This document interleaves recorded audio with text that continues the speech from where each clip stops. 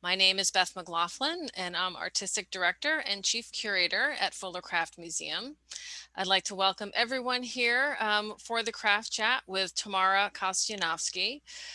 Craft Chats are a monthly series of conversations with artists and makers about their practice and also about the larger field of contemporary craft. Today with Tamara, I will be discussing her solo exhibition, Savage Legacy, currently on view at Fuller Craft Museum. We'll also be exploring her background and how her life experiences have helped shape her creative practice. So welcome, Tamara. It's great to have you here and to be having this conversation with you. I'm just thrilled. I've been waiting for this for months since your show opened. Thank you. Thank you so much. I'm thrilled to be here. Oh, you're welcome. And in terms of the order of events, I will give a brief introduction for Tamara and then a brief overview of the exhibition. And then we're in for a real treat as she has kindly offered to show us around her studio, which will help set the stage for the conversation that will follow. And then we'll open it up to questions from the audience. So please feel free to put any comments or questions in the chat function, and we'll get to those towards the end of the program. So for those of you who are new to Fuller Craft, our mission is to provide meaningful discovery of contemporary craft through exhibitions, collections, education, and public programs. We are committed to challenging perceptions and building appreciation of the material world. Our purpose is to inspire, stimulate, and enrich an ever-expanding community. If you're interested in learning more about the museum, about other upcoming virtual programs, or how to become a museum member, please visit us at fullercraft.org. Now on to our featured guest. Tamara Kostianovsky is a Latinx artist who works with discarded textiles to create sculptures that examine deep-seated structures of violence and their impact on physical bodies and the natural world. She was born in Jerusalem, Israel, raised in Buenos Aires, Argentina, and currently lives and works in Brooklyn, New York. Tamara's work has been exhibited at venues such as El Museo del Barrio in New York, the Jewish Museum in New York, the Nevada Museum of Art, Fuller Craft Museum, and the Children's Museum of Manhattan, among others. She has received distinguished awards such as the Guggenheim Fellowship, as well as grants from New York Foundation for the Arts and from the Pollock Krasner Foundation. Residencies include Wave Hill Gardens, LMCC, Socrates Sculpture Park, and Franconia Sculpture Park. Tamara received a BFA from the National School of Fine Arts in Buenos Aires, Argentina, and an MFA from the Pennsylvania Academy of the Fine Arts in Philadelphia. In 2015, Kostianovsky's solo exhibition Relic was a finalist in the 3D category at Art Prize 7. So a very distinguished resume there. I became aware of Tamara's work, I think it's been about 4 years. And I received a postcard in the mail actually from one of the shows that she had down in New York. And I immediately put it on this corkboard in my office and continued to check it out until the time was right to reach out and offer her a solo exhibition at Fuller Craft Museum. And in the time in between, there were certainly some twists and turns along the way, including the pandemic. But this past March, we were thrilled to finally open her one-woman exhibition, Savage Legacy, which is currently on view and will stay on view until August 22nd at the museum. And certainly, there's no replacement for sharing space with the objects, but it's wonderful to be here today. And I wanted to briefly just share my screen and pull up some images. As you can see, all of the work is made from discarded textiles. The show, Savage Legacy, includes Tamara's 3 bodies of work, her butchered meat carcasses, her slaughtered birds, and also some severed tree limbs and stumps. All of the work in the show is speaking to structures of violence in our society. early discussions of the show, you know, when we first were talking about it, we were talking about just having the birds included, but it really became imperative to the vision for the show to have them all in conversation in the gallery together to truly amplify the connections between living things, as we can see in her work, human beings, animal lives, and environmental beings as well. And there's also works in there that conflate two of the bodies of work, and we'll get to that later, I'm sure. But by emphasizing these relationships, the work demonstrates our shared vulnerabilities and underscores the importance of caring for all living beings. Here's some installation shots, the behind the scenes, putting it together. So that'll give some context for the studio tour and then our later discussion. Well, I'm happy to be sharing the intimacy of my practice. I want to say that I am in a hot day in Brooklyn, New York. We're at the Brooklyn Navy Yard, which is a historical place where they still to this day fix really large ships. So it's a mix of an industrial and like rundown area of Brooklyn where there's still some impressive warehouses where many artists found like nooks and crannies to make their art come to fruition. So I'm in a space here. I'm going to try to maybe show you a little bit of. Let me turn. So I have some examples here of these like tree, what I call tree carcasses that are some of my latest experiments. And what you see that's happening here, and we'll talk about these because we have examples of this in the exhibition as well, is that there's like actual carcasses with birds and vegetation and leaves and come out of that as well, including the use of upholstery fabrics. So in here, like the textures of the floral patterns become really important to the work that I'm doing. You see another large piece, and I was hoping to finish this on time for your show, Beth, but I didn't.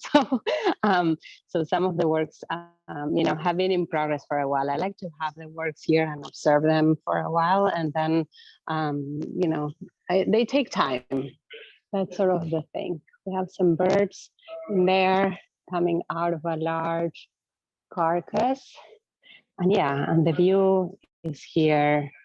Of the three of them. What's interesting that we were able to do at the museum, and I love the fact that they are all on rotating motors and that they spin in place. So those of you who have seen them, I think that kinetic element is really crucial, and it added sort of a liveliness to the work that I really enjoy. I think of these works as being somewhat a mixture between kind of an abattoir and like a fashion runway show. So it's like, different things. And the idea of the movement really kind of brings it all together like that. I don't have them mounted on motors here at the museum, in the studio. I also maybe want to share my wall of inspiration. These images have been with me for a very long time. Those who can read Spanish can see that I wrote down there la vaca metáfora del cuerpo, like the cow as a metaphor to the human body, right? And these images I've been looking at for years, and they have moved with me from studio to studio. And they continue to be a big inspiration for my practice. More recently, I've been very interested in these like wallpaper designs, French wallpaper designs. There's like big patterns that I'm super attracted to. See birds and vegetation, and I'll tell you more about those in a minute, but those have really informed my practice.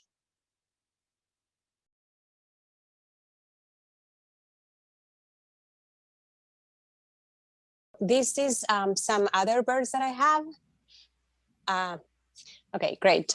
These are older works, and they didn't make it into the show either.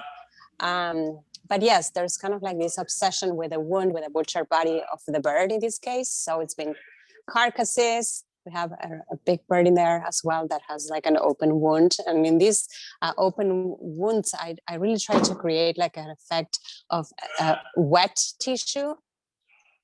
I don't know if you can see that with the shine in there and in the light, but the idea is that to show this idea of blood like more vividly. And then we have this other little guy over here, like a dead eagle. So these three birds would be representatives of what we have at the museum in the bird section. I also, since I have you here, and Beth, you may remember that for our show, I built a scale model of the exhibition. And now I'm getting ready to do another show, and we're working on a scale model of what's going to happen here. So that's really fun as well. This time I have a little bit more help, so I'm very grateful for that. But we have sort of, an idea of what's going to happen at a place here in Brooklyn called Smack Melon, where there will be 3 interrelated installations of our work in a 6,000 square feet space opening in September. So that's what I'm working on. And this is sort of like a design for the wall of birds, right? And we're literally working on it as we speak. Oh, I love that. I love the models, and I want to hire you and bring you on staff to help us with our shows. It's fabulous. It really, helped us from a design perspective to be able to conceptualize it and to have that miniature version of the gallery. So thank you for doing that. It was really great to have that on hand. Yeah, it was really useful because I think that whatever question we had about where things were going to be laid out, they were answered in the model. So by the time we actually got to the installation, it was a piece of cake, right? Wouldn't you say? Right. Yeah, absolutely. So another thing I'm working on here is these panels with the wallpaper design. And this is something that I already hinted at earlier. These are sort of a more advanced version of where the inspiration goes. So you can see that this is where things start. They start with some copies of like different designs that I find. I'm particularly obsessed with one French company called Zuber that made historical French wallpapers, and they're at the White House and like, in really prestigious spaces. So inspired by those, I would go into kind of like tracing the wallpaper.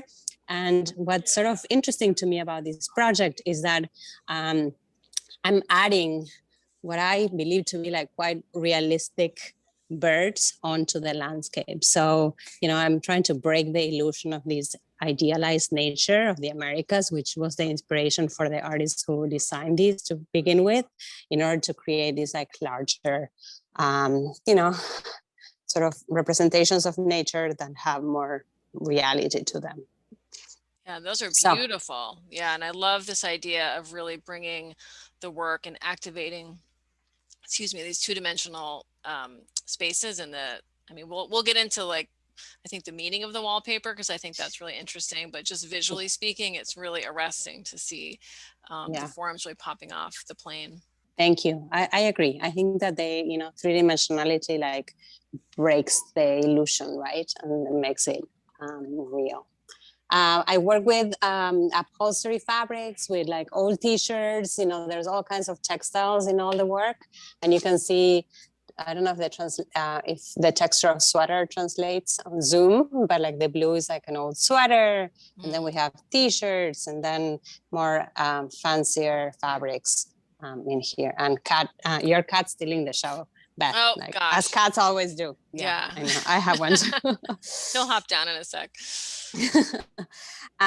This is another piece I'm working on for the upcoming show. And this is one of the tree, I call them tree stumps. And these are, sections of trees that of course I make by hand using fabrics. So once again, they have discarded clothing, t-shirts, all kinds of fabrics that I cut into thin strips and then glue onto a wooden structure that I would have made beforehand. So the idea is to make them quite monumental, while quite visceral. If you notice, there's something in the texture and the color palette of these trees that is reminiscent of human anatomy, like the colors of the flesh. So I wanted to make something that, speaks of nature, but it's also kind of like a wound to the body, as if like a wound to the body, to the landscape is a wound to the body, and we are all made of the same thing. I had a question for you actually, because I have not seen the more cross sections of the tree stump before. I'm curious about your exploration of that form, and if there's, kind of what informed that decision to work on that different composition. On the cross section, the slicing it right in half. This is, I wanted to, I have different examples of, not all of them are sliced in half. For example, I have another one here. No, but they seem to be like severed. So there's something about them being like cut abruptly with like a mechanical tool, and that is something that I'm interested in, to sort of denote the violence of the act of like chopping down a tree. And usually these trees, are ancient and they have many rings and they live many years. So this idea of like doing something violent to the tree is like something I wanted to do. With the trees, to me, I'm kind of transposing my interest in the wound to the body to the natural landscape.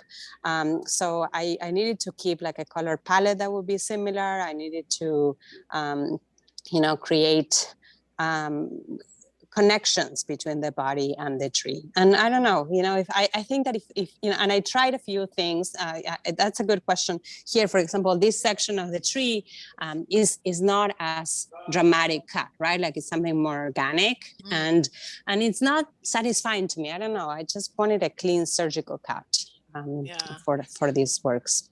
Well, and interesting that you say surgical, because I know that your father was a plastic surgeon, and that you talk about how the trees specifically are connected to him, to his career, and also to his clothing. Can you talk a little bit about that? Yeah, absolutely. So my father was, as you said, a plastic surgeon. He died a few years ago, sadly. And right after his passing, I was invited to do an installation at a residency at Wave Hill Gardens, which is a beautiful botanical garden here in the Bronx that invites artists to create work during the winter times, in which their galleries, which usually present art, are not available to the public. So I proposed to create a series of tree stumps using my dad's clothing. Maybe here you can see his corduroy pants, like over here, some shirts, other like fabrics, like some of these are my t-shirts too, but it's kind of like a memorial to his life and to, and it was, this was done really soon after he had died, and it was sort of, for me, a way of keeping him present by, having him in my studio. He would had helped with my work quite a bit, like over the years. Just sometimes he would come and I'd put my screws in the right order.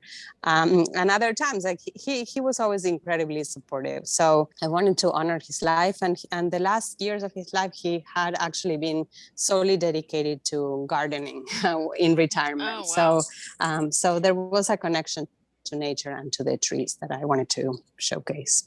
Yeah, and I'm sure too that just by the act of making with his clothes, that really was instrumental in the grief process. I would imagine, just if I may speak on your behalf, I think that might have been something that a lot of artists find is helpful to process. Absolutely.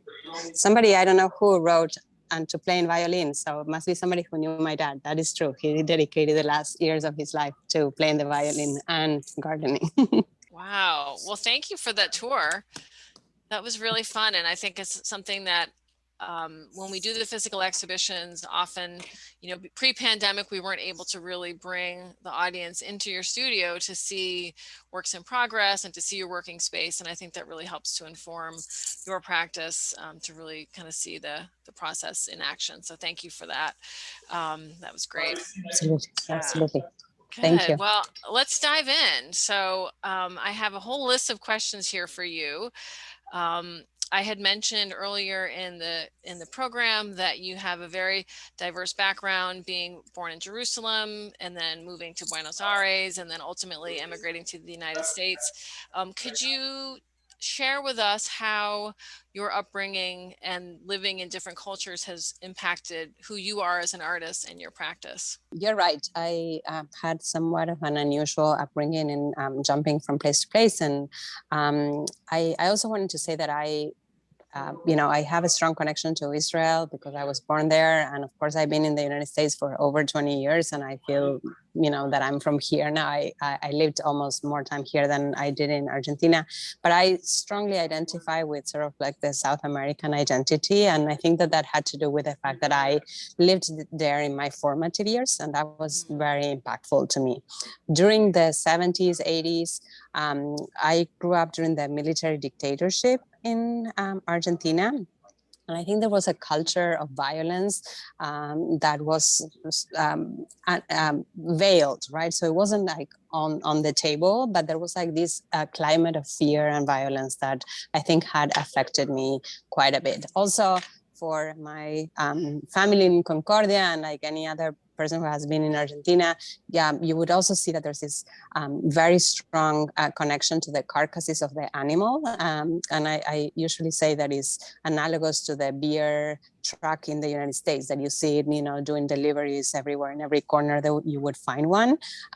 You would find a meat truck with a guy carrying half a cow, like the one I have behind me, like pretty much in every corner, or at least that was when I was growing up. I think since then Argentinians are more health conscious and they eat a little less meat than they used to.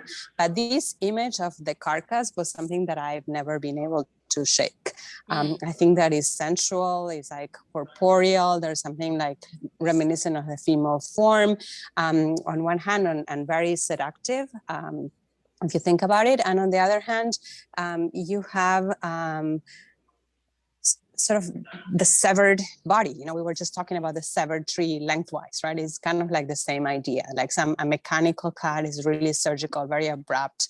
And over time, I started seeing these like hanging meats almost as surrogates to the violence that had been in place in Argentina as I was growing up. Not really since I was growing up, like throughout the history of the country.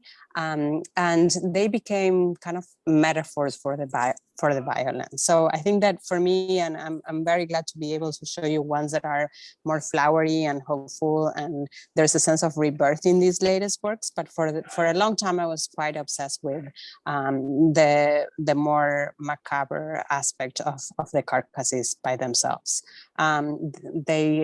Initially my earliest meat works were done with using my own clothing. So there was something that would speak about the female body in these works that to me was important. I mentioned to you, I think, and in a few interviews that my grandmother was murdered in Argentina in the year 2004 in something completely unrelated to the dictatorships, just a random crime that was never solved by the police. So between this idea of the femicide, the dictatorship, and also my father's work, which was ubiquitous in the household. There were pictures of operations like lying around in the dining table, and plus a few visits I was able to do to his office. So all of these background really prompted me to become interested in the insides of the body and in sort of the architecture of violence. Yeah, it definitely seems like it was very pervasive in your life growing up. And, I think it's very interesting how you did not become desensitized to it, because I imagine if it is so, this, slaughtered bodies are so pervasive in your culture, there must be certain number of people that do become desensitized to that. But obviously it's something that has stuck with you. And yeah. I'm curious if your work, then, do you see your work as a way of kind of processing your past experiences, or are you trying to call attention in a larger way to ongoing violence, or is it maybe a little bit of both? I would say both. Yeah. I'm still processing a lot of these, and I'm still fascinated with this imagery. I still think I need to work things out on my own. And I also am happy to somehow like raise some awareness of what has happened there in the past. Yeah. I'd love to get back to what you said too about your clothing Yeah. and how you started working with your own clothing, with discarded textiles. Could you kind of share with us how that all began? Yeah, I moved to the United States in the year 2000. I went to Philadelphia to study at the Pennsylvania Academy of Fine Arts, where I eventually got my MFA. And within the first year that I was there, we had a big default of the Argentinian economy in the year 2000. So the money that I had coming from Argentina overnight became a third of what it was, right? Like the value decreased dramatically. So the idea of purchasing art supplies and was really not an option. One thing I had brought a lot of were clothing. Clothes, I was very fearful of the winters in the East Coast. I'm still are 20 years later. Rightly so. Yes. And I shrunk all my clothing in the dryer in the first like few months of living in the United States. We don't tend to use dryers in South America that much. We hang our clothes to dry. So I had a bunch of shrunk clothing that was freshly scented and totally useless. Nobody seemed to want them. Of course, they were shrunk on one hand, but like there was very little interest in somebody wanting somebody else's clothes, like as opposed to what my experience had been in Latin America, where there's usually many people interested in clothes that one wouldn't want to wear anymore. So it was a natural progression to look at this clothing as a potential art supply material.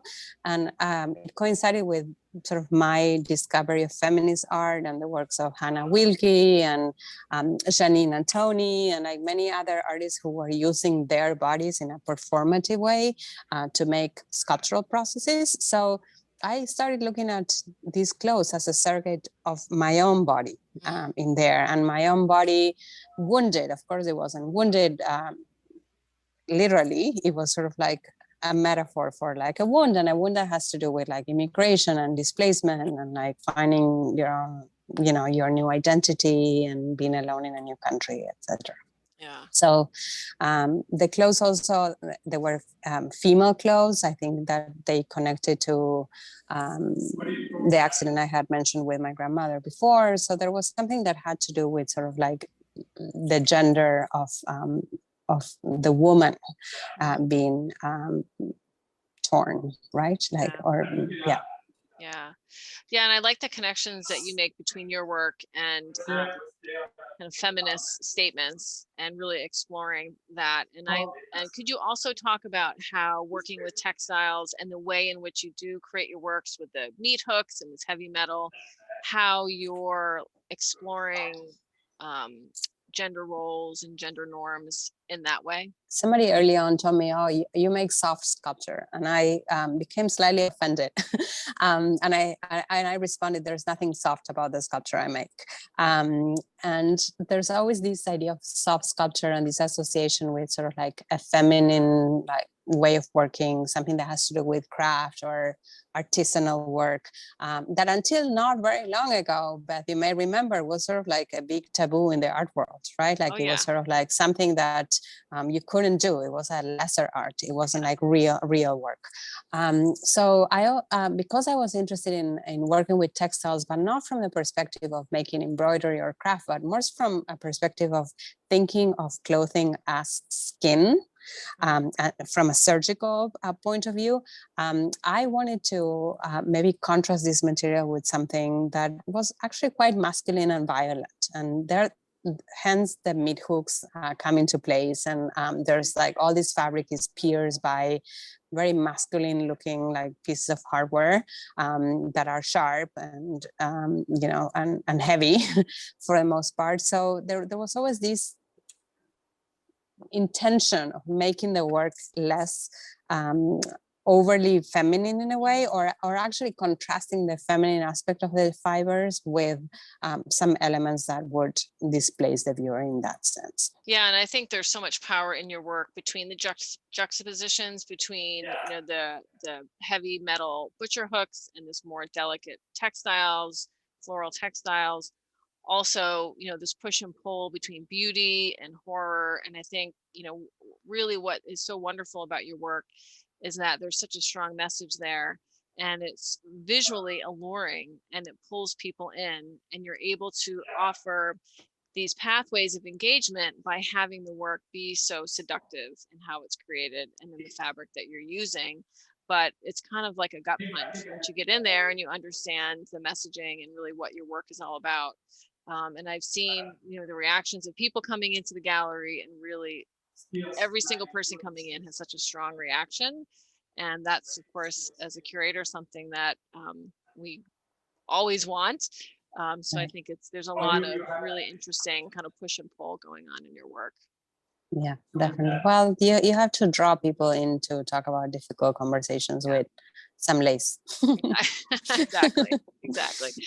I would also love to talk about how, your work does touch on a lot of themes: violence, climate change, animal rights, mass consumerism, gender norms, as we talked about.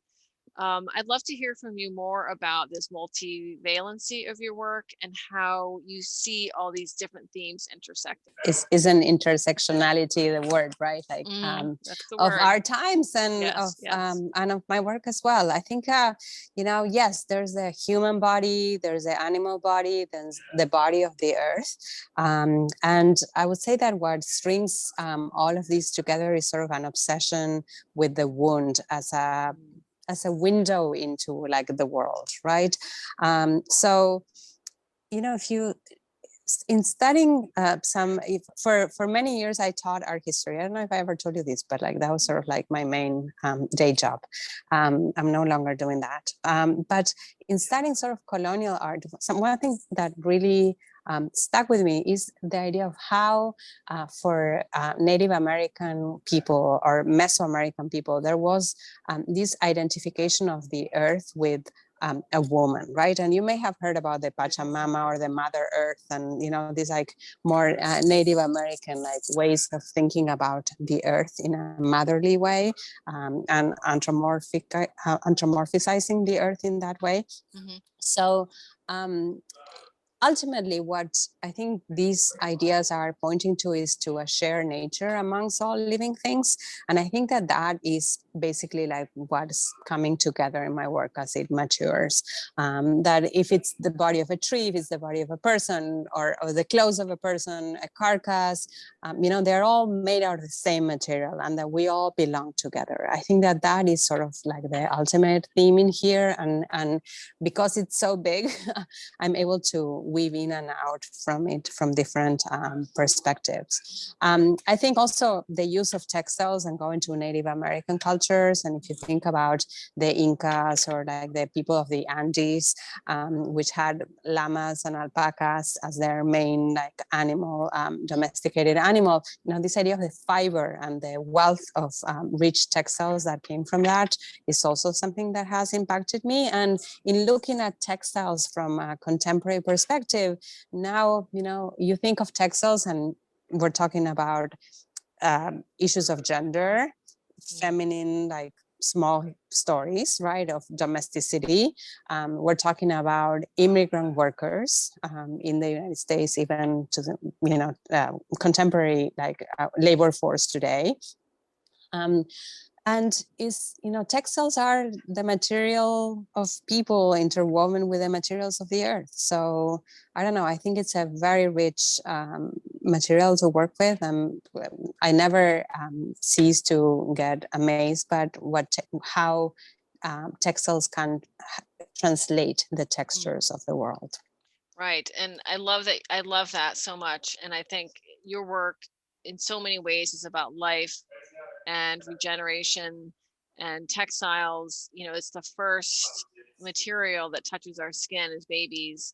It's the last one that's on our bodies as we leave the world. So I think, it's really the most pervasive material that we have in our lives. So I think it's makes perfect sense to me that your work in all of its robustness and themes that you're dealing with, that it would be in textile. So yeah, for sure.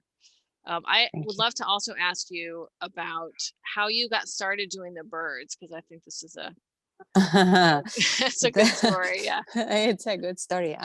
You know, I was, so I mentioned I was making these carcasses for many years, and I'm quite committed to this imagery with, you know, tooth and nail. And then a friend of mine, an artist, brilliant friend, said to me, why don't you look into making a bird to see if you can make birds out of fabric as well, just to change it up a little, you know, like you're making your audience bored. Well, I doubt that was true, but continue. So I had a small child at that time. My son is now 11, but he was like 2 or 3, and I was, you know, a busy mom of a young child, and I thought I'm just gonna go on eBay and buy some feathers to see if I can translate them into sculpture.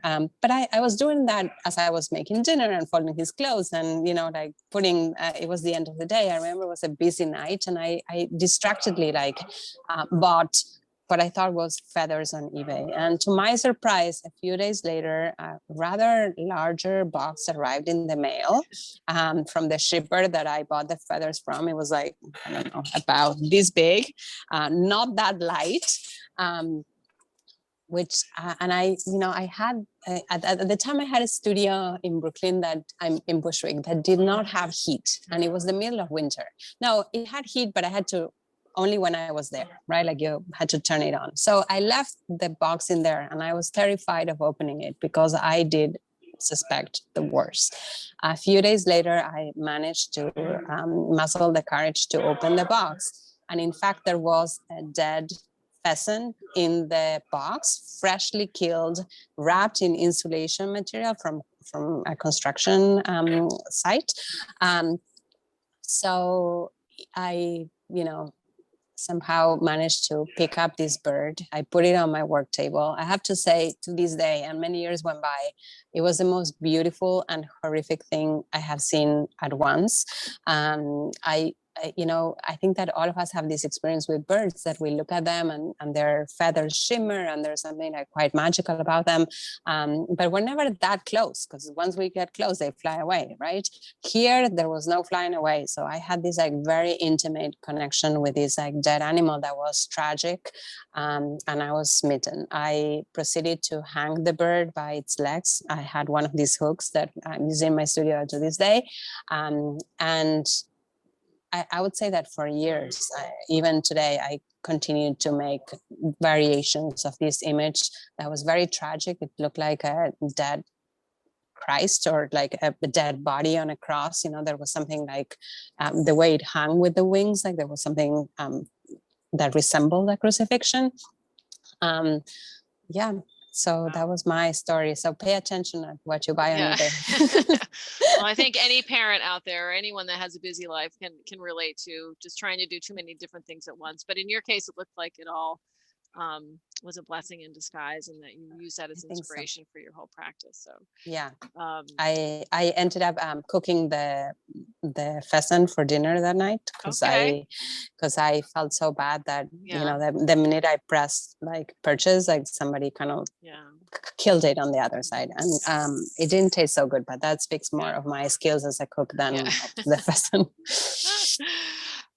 Well, I would love to talk more about your recent work. And you mentioned earlier that more recently your work has started to encompass messages of hope. And I think we see that in the two behind you, and also the ones that we have at Fuller Craft Museum.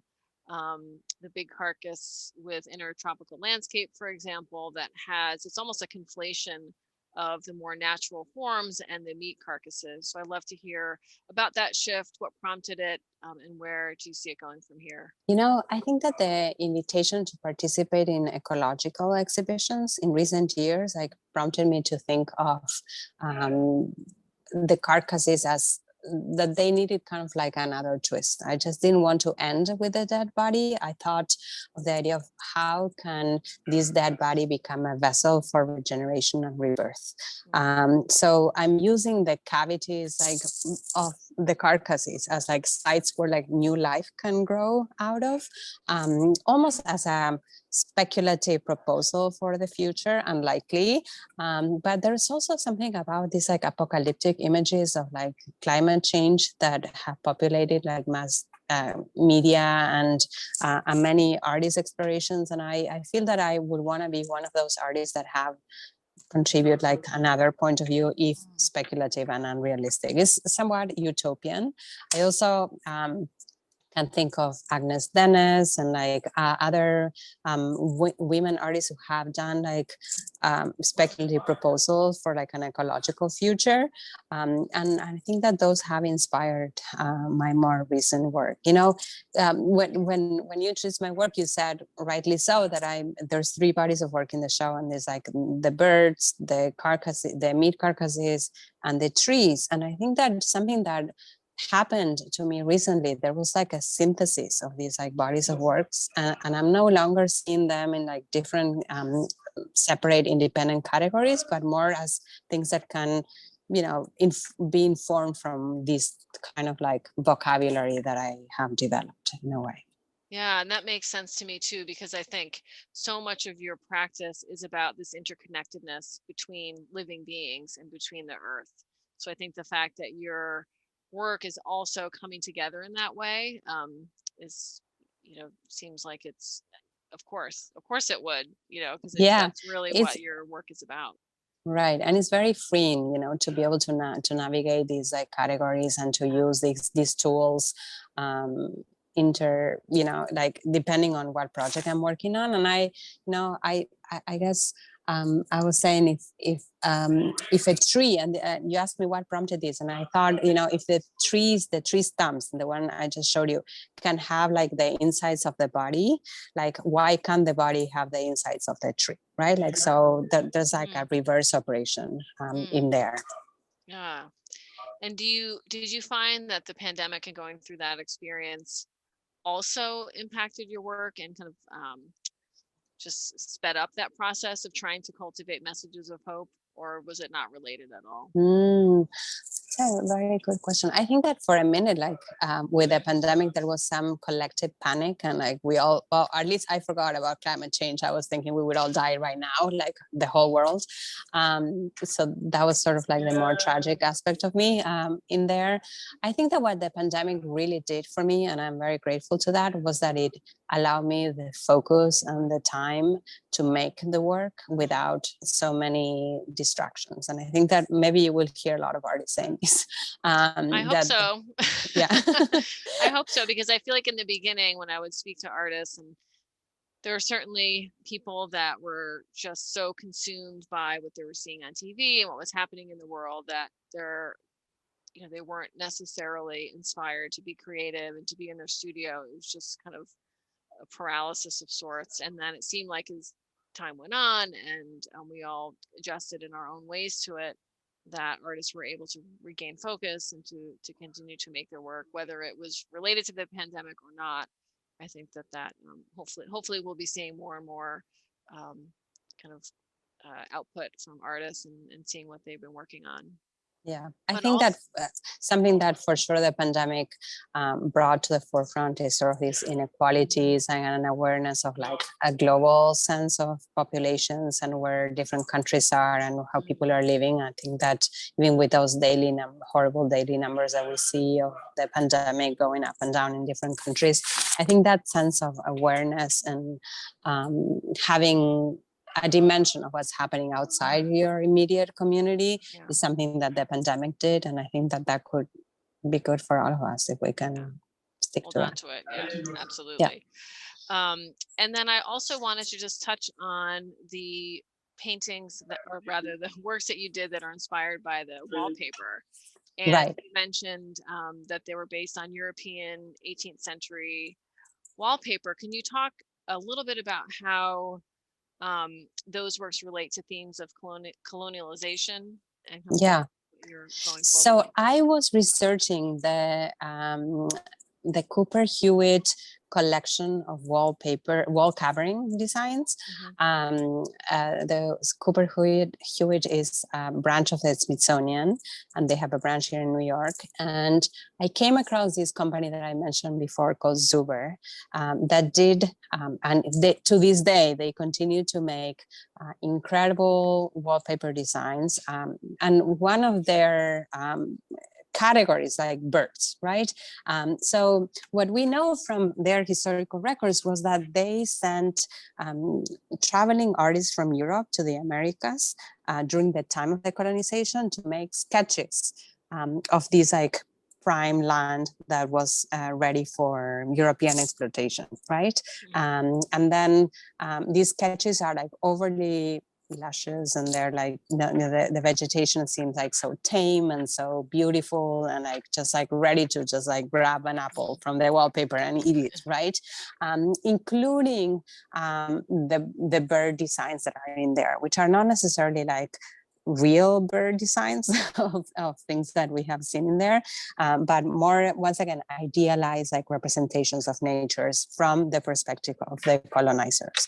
So what I wanted to do is use actual birds of the Americas, or well, not actual, like representations of actual birds of the Americas, and include them in there as to paint a picture of this like specific location from like two opposing perspectives, from the view of the colonizers and from the view of the colonized.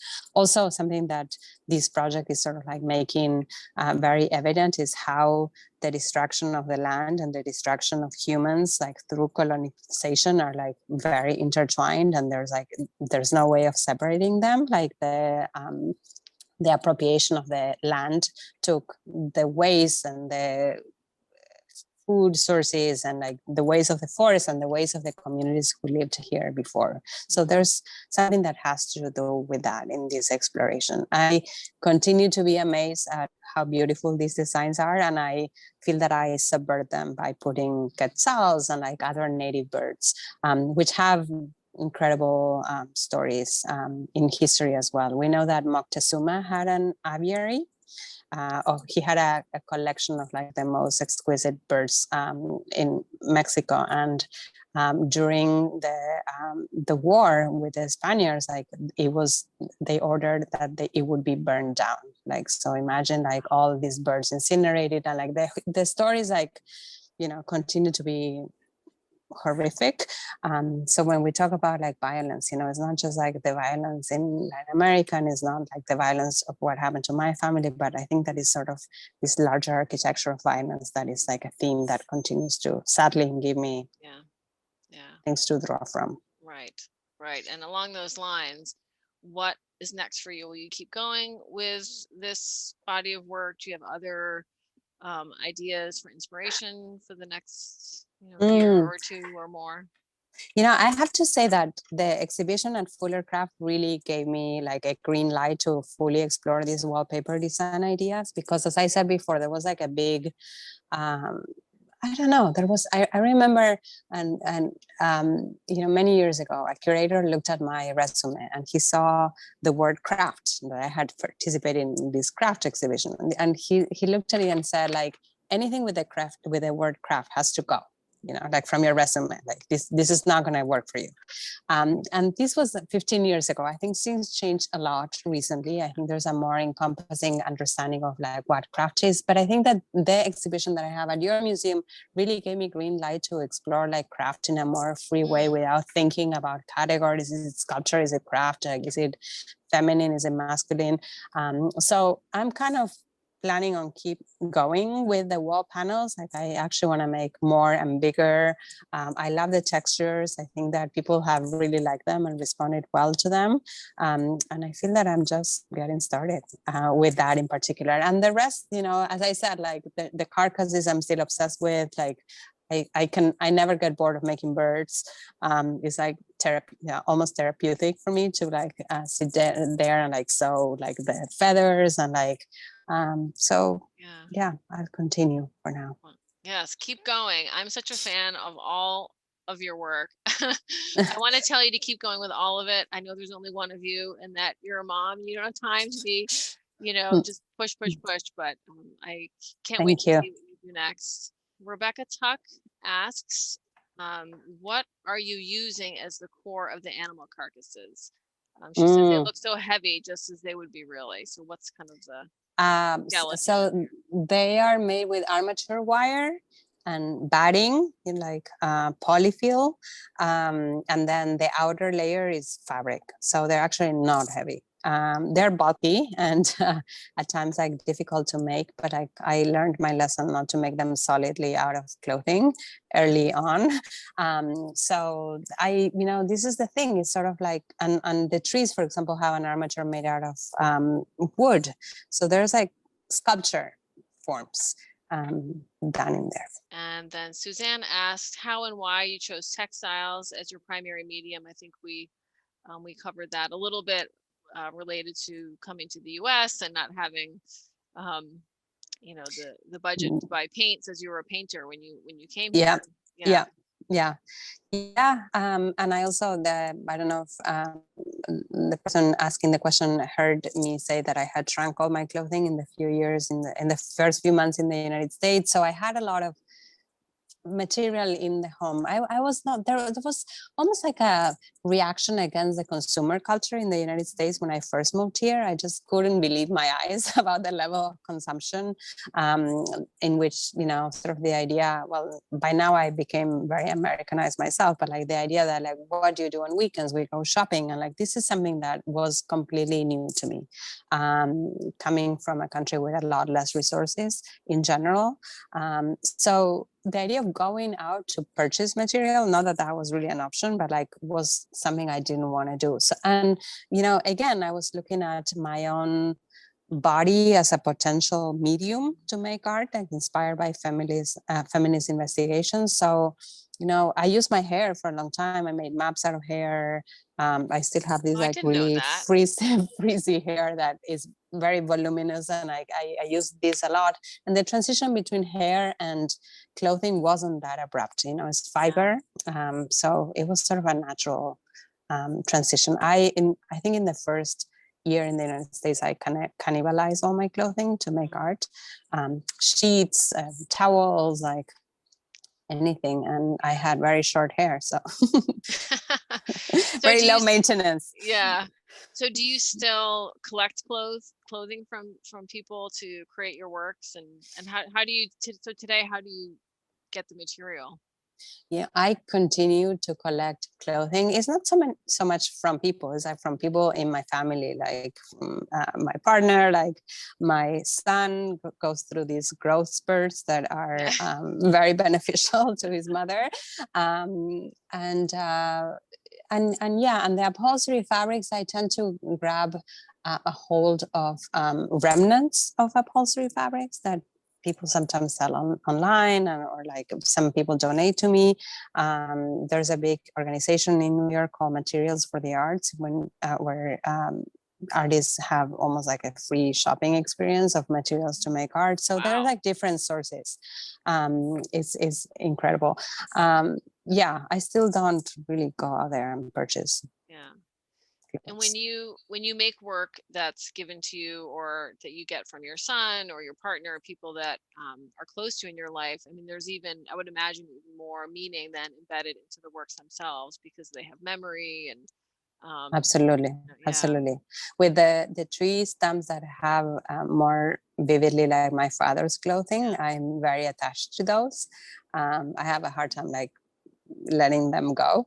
And the other day I visited with my family, and my son was like, "That's my pajamas on that on that carcass." And so it's kind of fun, because it's repurposing a material that actually otherwise would end up in landfills. We haven't really solved the problem of like clothes pollution, and like textiles and the synthetic fibers in the textiles are actually like really horrible to the environment. So I'm happy to repurpose them for this. One last question for you before we end the program, and that is, what do you want your legacy to be?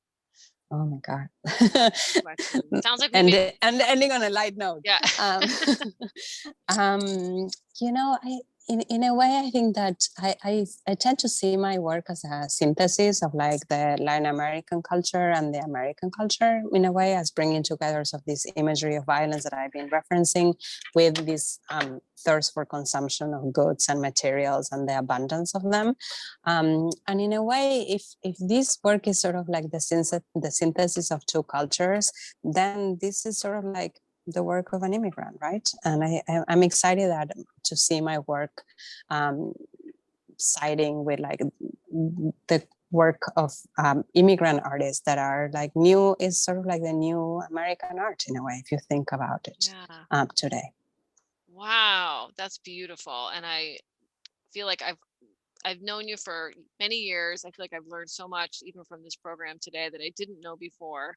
And that's a really beautiful way to end it. So thank you so much for being here and for chatting with me and for having your work at Fuller Craft. I hope everybody that's on the call will be able to come and see the show before it ends.